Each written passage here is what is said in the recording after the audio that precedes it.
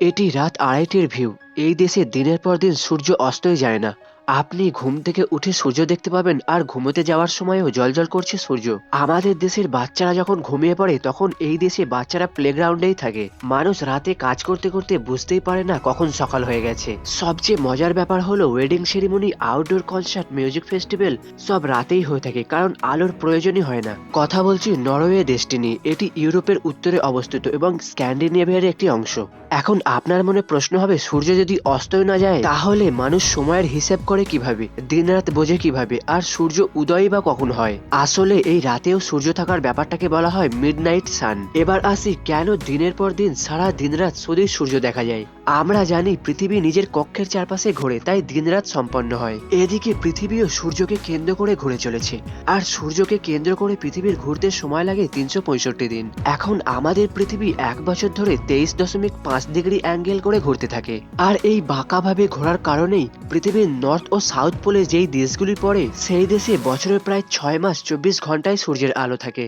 আপনার মনে হবে তাহলে কি সেখানকার মানুষ ঘুমায় না? সেখানকার মানুষদের এই প্রবলেমকেই ফেস করতে হয়। রাতের বেলাতেও সূর্যের আলো এত তীব্র থাকে, দামি পর্দা ভেদ করেও আলো ঘরে এসে ঢোকে। এই কারণে টানা 6 মাস তারা অল্প ঘুমেতেই কাটিয়ে দেয়, আর অপেক্ষা করতে থাকে পরের 6 মাস টানা রাতের জন্য।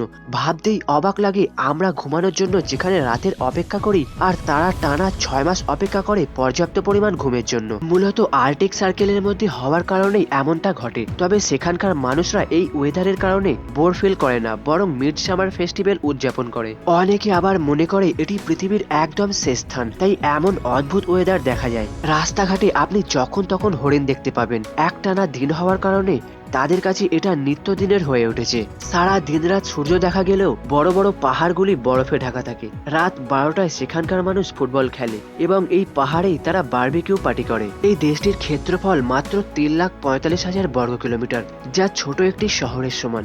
এই ইউনিক এবং রেয়ার ওয়েদারের কারণে এই দেশটি সবচেয়ে সুন্দরতম দেশের তালিকায় রয়েছে, যা ইউনেস্কো ওয়ার্ল্ড হেরিটেজ সাইটসে জায়গা পেয়েছে। আর এই দেশের জনসংখ্যা মাত্র 55 লাখ। এই দেশেই প্রতি বছর হাজার হাজার মানুষ আসে রাতের আকাশে এরকম সবুজ আলো দেখার জন্য, যাকে নর্দার্ন লাইট বলা হয়। নরওয়েতে রাতের বেলাতেও মানুষ হাইকিং ও ট্রেকিং করে থাকে। এই দেশে নদীতে থাকা মাছেরাও বুঝতে পারে না এটা দিন না রাত। গভীর রাত অবধি মানুষ দিব্যি ছিপ ফেলতে থাকে। সারাক্ষণ সূর্য থাকার কারণে বাচ্চাদের স্কুলে স্লিপ ট্রেনিং দেওয়া হয়। সবচেয়ে ভালো দিক হলো এই সময় অপরাধ কমে যায়, কারণ অন্ধকার না থাকলে লুকানোর জায়গা থাকে না। গাছপালা, পশু পাখি সময়ের ভুল করে বসে, তারা রাতের বেলাতেও গান করে। এই দেশে প্রায় সব মানুষই এই সময় ঘরে ব্ল্যাক কার্টেন লাগায়। ভাবুন তো, যদি আপনার দেশে 6 মাস অবধি সূর্য না ডোবে তাহলে কি করতেন? নরওয়েতে 6 মাস সূর্য না ডুবলেও মানুষ কিন্তু তখনও নিয়ম মেনে ঘুমানোর চেষ্টা করে, আর এটাই তাদের সবচেয়ে বড় চ্যালেঞ্জ। ওয়েল বন্ধুরা, আমরা যে পৃথিবীতে বাস করছি এই মাটির নিচেও একটি জগৎ রয়েছে।